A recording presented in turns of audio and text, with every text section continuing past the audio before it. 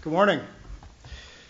I also would like to thank the organizers, President Grimson, your leadership here, and Alice Rogoff, fantastic. It was nice to see First Lady Dorit Musayev this morning. If there's any question about the source of warming in the Arctic, I think it is the smile of those two women. It's something scientists should look into. Minister Sam Tan, as I listened to the Prime Minister speak of a very well-formed, a very well thought out, and well executed Arctic policy in Singapore, I saw your leadership and that of Ambassador Tony Siddique, and I want to thank you for what you have done in threading the needle for now many years in the Arctic, and also want to thank the Singapore Maritime Institute.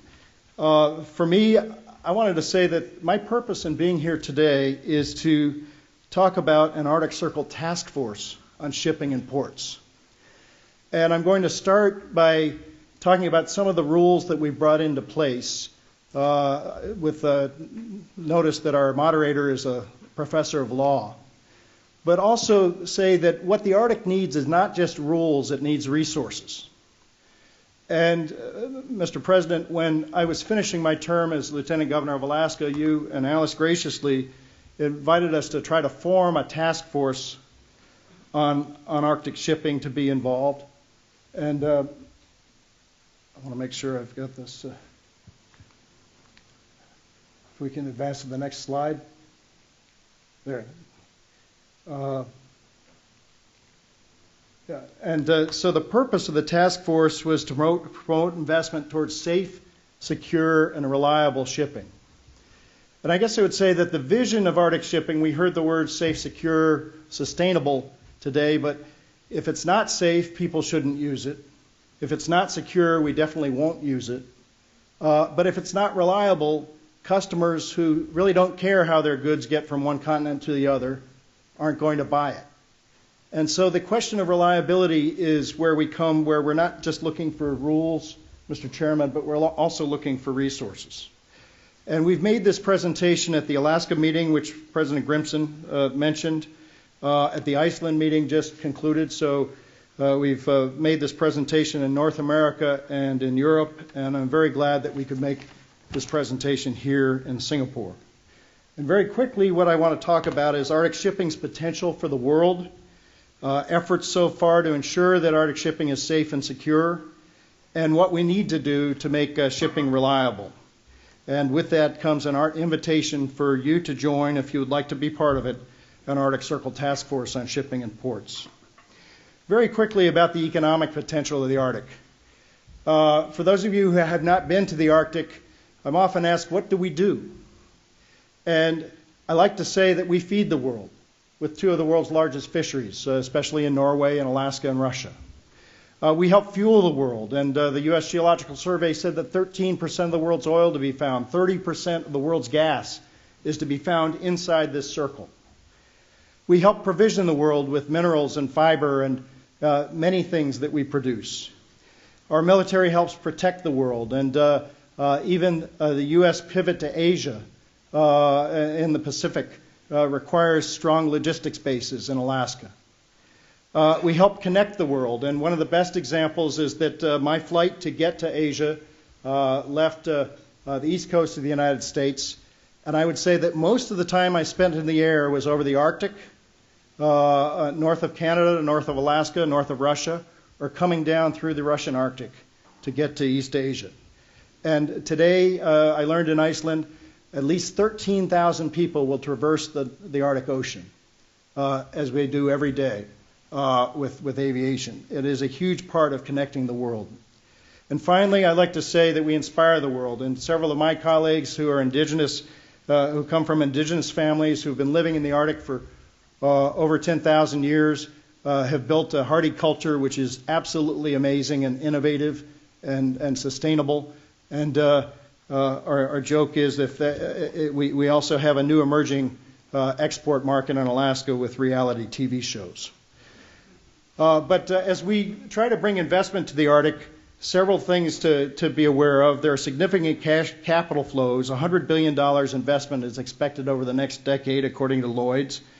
A Chinese study said that perhaps between 5 and 15% of China's trade value, about $300 to $900 billion, will pass through the Arctic, maybe as soon as 2020. Either way, with many of the changes in economic growth, and you can take a look at GDP growth in the Arctic, just in Alaska, Canada, and other Arctic regions, driven by resource development, driven by opening of sea routes, aviation and trade, and driven by technology. GDP growth in the Arctic is expected to get over $500 billion by 2030, and we really are an emerging market.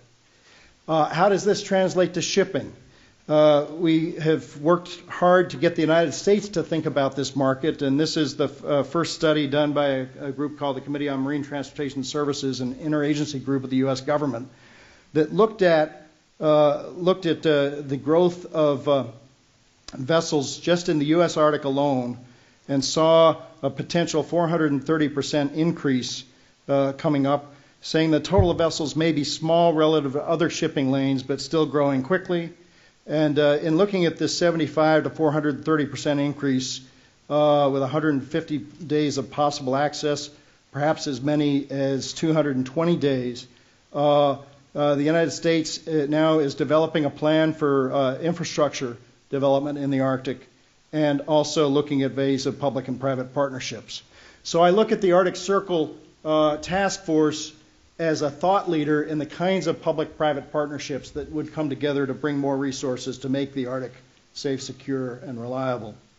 I think it was also interesting that China, Costco, announced late in October that they would have a regular shipping route trans-Arctic to Europe, and I thought it was nice to see the Chinese looking at this route as a quote-unquote golden waterway.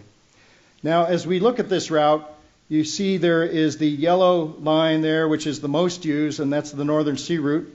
And you see the green line, which is the Northwest Passage. And what's not shown on here, but what is increasingly possible, is a trans-Arctic route going directly across. And people ask me, if you look at what you want with Arctic shipping, which route do you want to use? And I guess my answer is whichever route the cargo needs to go, whichever route the ice conditions tell you are the best to go. And I would say this to the lawyers, that in the end, the master of the ship wants to get it there quickly, securely, safely, and that what we should be reaching for in international law and in a regime is something that gives masters that kind of choice and helps us get to where we need to go. I was proud as chair of the U.S. Arctic Research Commission to pay for something that we started under the Icelandic chairmanship of the Arctic Council and completed under the Norwegian chairmanship in 2009, which was the Arctic Marine Shipping Assessment. And Lawson Brigham, who wanted to be here, was the chairman of that effort for us. In that document, published on the left, which is fascinating because of all the work that has been done for literally 1,000 years since Icelandic exploration of the North, this is the first time the 8 nations came together and said, let's set an agenda for Arctic shipping safety. And they continue to follow up on that, as you see with the cover of the 2013 report. But just take a look at some of the rules that have come into place now. The Prime Minister mentioned Article 234 of Law of the Sea. We've seen Russian, Canadian, U.S. legislation on shipping. We have national policies, including a well-founded national policy we heard enunciated this morning. We had the completion of the Arctic Marine Shipping Assessment, which led to the Search and Rescue Agreement and the Oil Spill Agreement, the first 2 binding agreements of the Arctic Council. We had completion of the Polar Code in 2014, which will be effective in 2017. And there's quite a bit of current Arctic Council work, not only by PAIM, but EPPR and others, to continue to do this, and I think we should welcome the creation of the Arctic Forum of the Coast Guards, which recently met, and I expect we'll hear about some from the Admiral. Just looking at the Polar Code, which was mentioned earlier this morning, there are tremendous benefits to safety, and I'll just say this as someone who finds himself out in the Arctic Ocean. I think it's nice that they now require heated lifeboats. I think it's nice that we now make sure that there's a plan for safety when ice can build up on a ship. And there are a number of improvements, and I will say that with all these agreements, with all these laws that have come into place, it should be very much our agenda to insist that we use them. That there's a new forum that will be going on in Washington this spring to look at how nations will adhere to the Polar Code. When we signed the search and rescue agreement, and I say this to the Arctic officials sitting at this panel, drill, baby, drill. Let's make sure that we have more exercises with our Coast Guards, with our navies, with our air forces to make sure that we make these agreements work. Because you don't want to learn how to do logistics when the alarm bell goes off. You want to have that research or that activity ahead of time. So that's very important under these agreements. I mentioned that there's been legislation in several states, and I want to say as someone who helped author with Lawson Brigham the legislation that passed the United States in 2010, where the United States essentially, the Congress told the Coast Guard and the Department of Transportation to work with other nations to coordinate the development of a shipping regime in the Arctic that helps do this. And it includes the availability of aids to navigation, vessel escorts, spill response capability, and maritime search and rescue in the Arctic. And so the United States has taken a position that we want to see a regime come together, and I say this with a friendship to my fellow panelist from Russia, where we're working together to make sure that Arctic shipping grows safely and is done by a number of nations. So let me say that the kind of goals that we're talking about in the task force, we have two ideas. Really three, but we'll hear about the third more later today. But the first is to establish a League of Arctic Ports. Arctic ports include ports here in Singapore, which may be shipping to the Arctic. It includes ports in Japan and Korea and China and Russia and Alaska and Iceland and Norway and Maine, for example. But there are many ports around the north that see the growth of Arctic shipping as something that is essential to the growth of ports. And we would like to see these ports work together, and that is one idea which has come forward. The second is determine options for an Arctic seaway regime. And again, I'm focusing now more on resources than rules, but there may be some rules that could happen. One important thing which can happen between Arctic ports is each of us have a way to command that there be better oil spill preparation for ships coming and going from our ports. But we don't have an international agreement on that requires as much preparation as we need. We tried for that in the Arctic Council Agreement and just couldn't really get there. And then finally, by doing this, we see this as a way to support our Arctic infrastructure investment, to bring more business to the north and get a return on investment. And I'll go from there. Mr. Chairman, let me leave you with a couple of ideas here as we approach this process.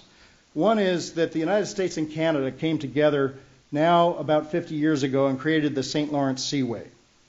And what's interesting is that a master of a ship entering the St. Lawrence, and Mr. President, this is why a meeting in Quebec is so important, will cross the U.S.-Canada maritime border 23 different times to say, go pick up ore in Duluth. Yet there's one number to call, one place to get your ship inspected, one place to pay your bill, and the nations cooperate in offering a service 9 months a year, including icebreaking, to make sure that shipping is reliable. And it may be that this is something that the nations of the North can do together with our observer partner nations in the Arctic Council. So a League of Arctic Ports can promote Arctic seaways together. It can coordinate common infrastructure investment. It can realize safety and environmental needs. And finally, I would say, and this is important, it can invest in geopolitical stability. And I'll use the example of polar aviation.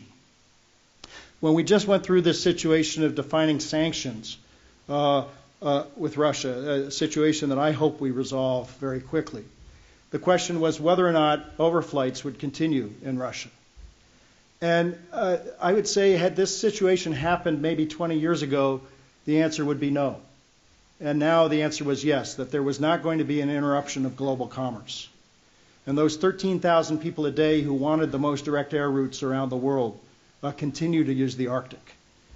And I would like to see us have a shipping regime in the Arctic where there's no question that we would keep this ocean open and always be cooperating in making it go. And that's what I say by geopolitical stability with the ports working together.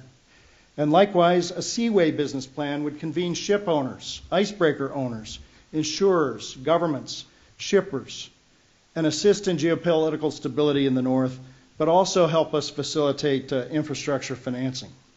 So those are the efforts that we are going to look at with the Arctic Circle's task force.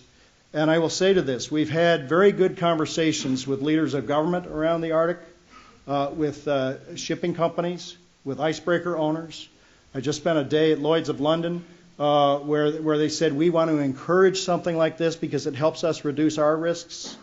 And all told, Mr. President, when you convene the Arctic Circle in Iceland next October, we hope with the efforts of people who've decided to get involved in the democratic way, the tradition you've established with the Arctic Circle, we can have two good ideas about having our ports promote the Arctic together and having some sort of service which joins with the existing service in Russia and Canada to offer an open service to the world, which brings together the infrastructure we need for safe, secure, and most appropriately reliable Arctic shipping. Thank you very much.